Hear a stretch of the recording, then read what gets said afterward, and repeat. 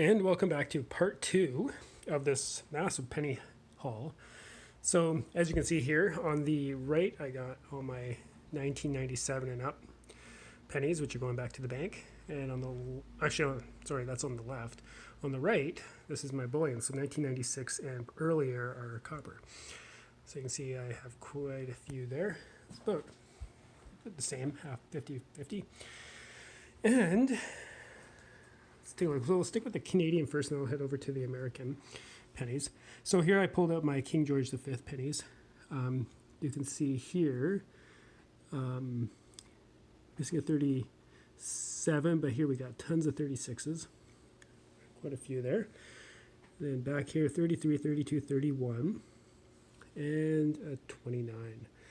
And the rest of them here are just the King George VI. And you kind of see how common certain ones are. And I just have my Centennial ones there. I have a whole roll over here, actually. Finding a lot of those. It's in really good shape. Got this, is this one again. 1979. You can see it's offset stamp.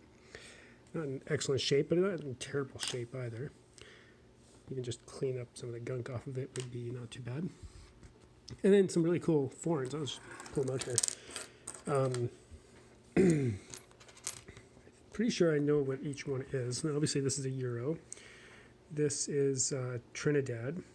This one was, what was that one again?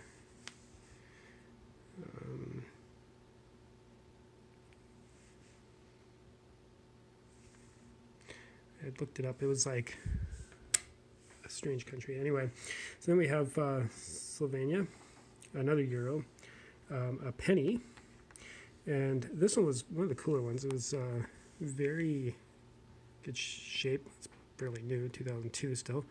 What was this one from again? This one, I think it was like Switzerland or something like that. And this one, Brazil, that's right. It was one from Brazil. And this one, looks like another one of those ones with the star on it. Right there, the flower, sorry. And so here's all the American coins. So out of 7,700 pennies, this is how many I found. The two rolls in the back are actually solid American pennies. And one of the strangest things, see here, look at that 1999. Interesting toning. There's my 1916. I also found a, what is that one? That's a 1940 something. Let's take a look here. 49S. Didn't find a lot of wee pennies considering. But right here was the most obscure, crazy thing ever. So over the course of about 10 rolls, it was obviously from the same customer. And the rolls had nothing else. I found these 1943 steel pennies. And I got all three mints, and they were all mixed with newer Canadian ones. There wasn't even any other American coin pennies in those rolls. I was really hoping for some more wheats, but just every single one was in rough shape, except for this one right here. This one actually, the Philadelphia Mint, 1943, was actually in really good shape. See that there? So, yeah, so excellent find. And there were some other ones that were in half decent shape too.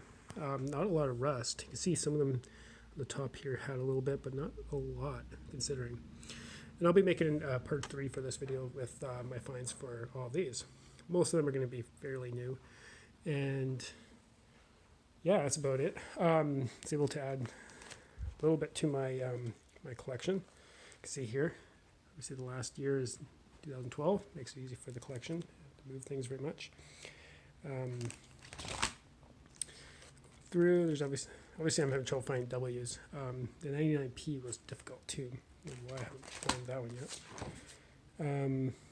But mostly everything else is found. See, going back, So once you get into 50s, it starts getting a little sparse.